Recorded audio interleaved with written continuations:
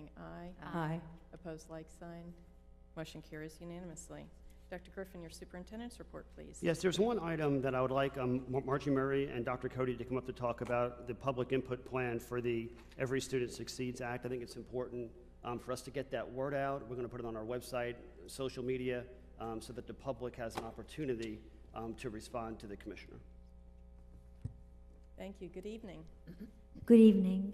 We're very fortunate that Margie Murray is really a national expert in this federal legislation and has been working with several districts in her role as the director of ECTAC, and is also working with a team in Seminole trying to discern the appropriate public feedback to represent our board's views.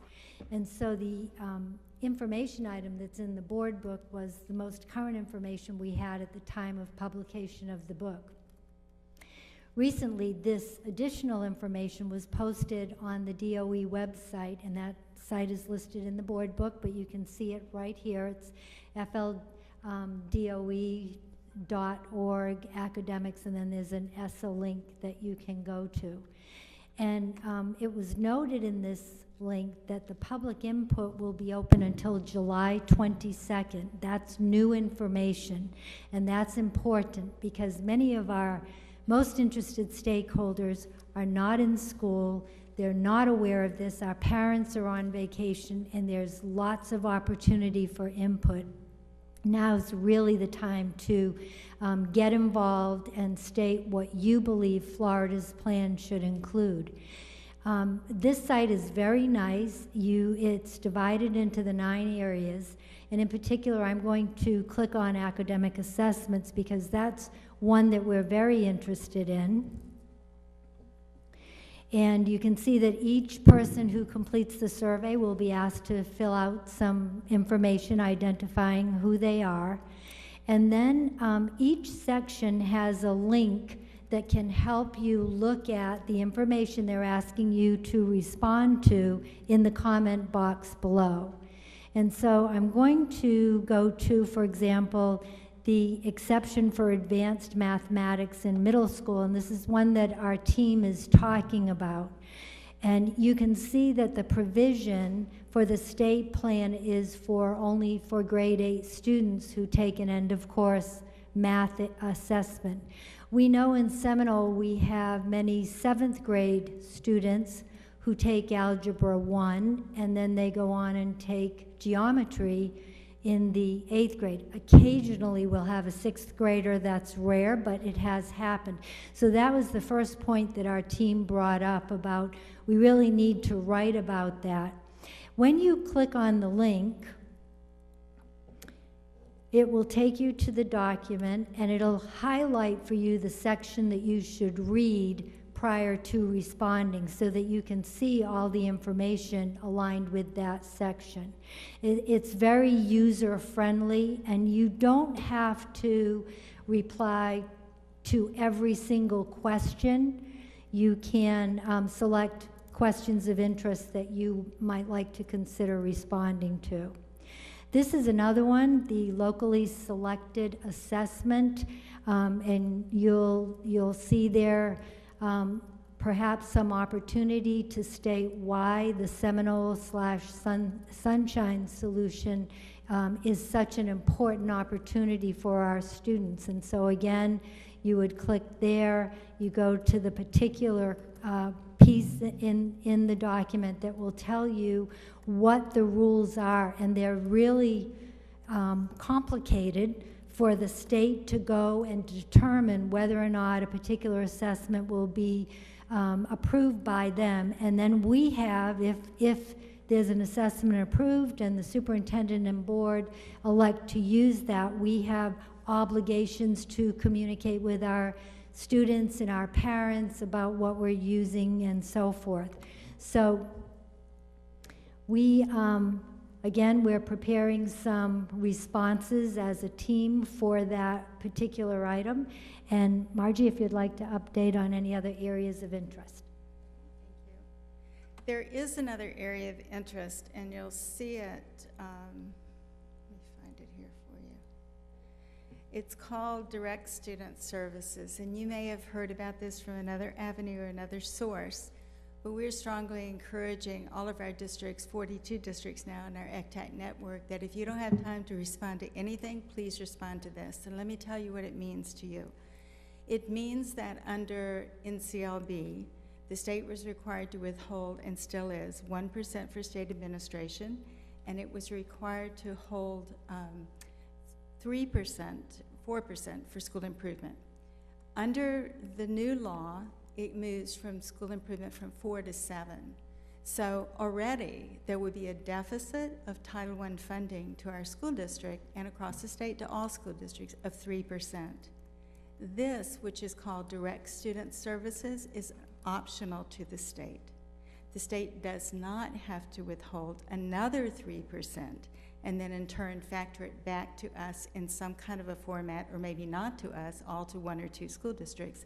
So we're encouraging, please communicate that you really don't want the state withholding money that they don't have to from your funds. So instead of a deficit of 3%, we would have a deficit of 6% if that's withheld. And that's in the section called Direct Student Services. And we, at the state, I was at the State Board of Education meeting last week, and they're strongly encouraging individuals. They want to hear from groups, but they're very strongly encouraging individuals to put in input, and they're going to read every bit of input that they have. This is the point to be proactive. Once a state develops their plan, and there's no date for that yet, although they're working in August and September to develop the legislative platform in the state that would parallel what's in ESSA.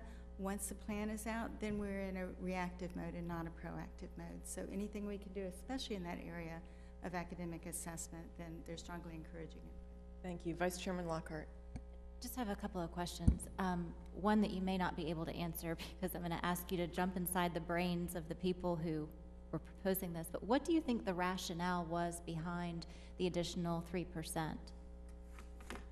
My honest opinion Yeah. is that it is a way to circumvent something that was very unpopular in NCLB, which was SES and student, that SES portion, Supplemental Educational Services.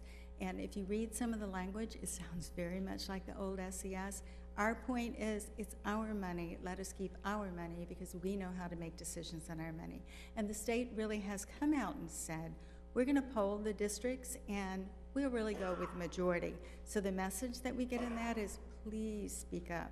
And that's why I'm encouraging as many districts as possible, because I don't think the state really wants to withhold that extra 3%. But they're going to be receiving a great deal of pressure from the other side, the private providers, the SES, a lot of factors that go into play. So it's real important to have a voice at this point, and the state wants us to. And just for overall bigger picture, when someone is filling this out, it goes to a person at DOE. There is a group of people at DOE that are really spearheading the development of the state plan. And then those folks will present that plan to The public, again, stakeholders, the public, and there's an opportunity to react at that point to the plan.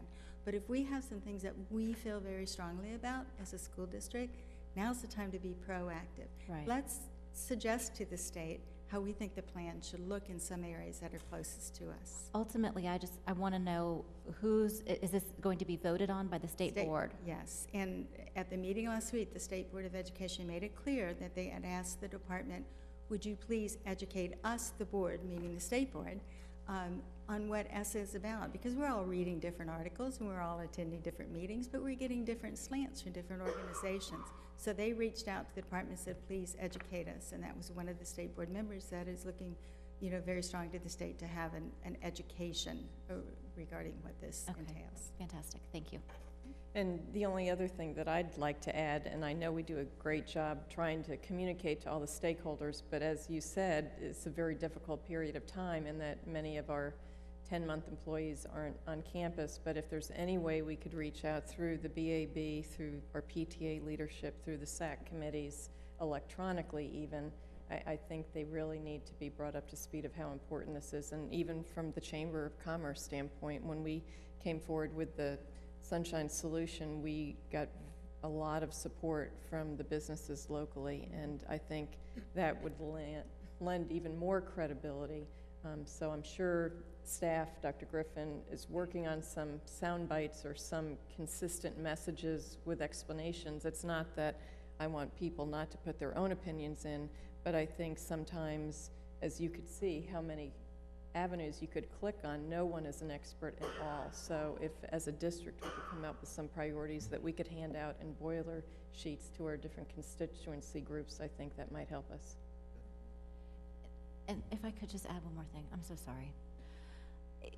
There are constituency groups. I noticed right below, as they were scrolling down, one of the next things had to do with testing students with exceptionalities, I think was one of the ones right below it, and I thought of the moms who spoke tonight. And I think that it's very important that when we have parents who have specific concerns with children who have exceptionalities, that we make this available and make them aware, because certainly through social media and all sorts of different networking, different parent groups have the ability to reach out to parent groups that we will never get to, certainly not by July 22nd.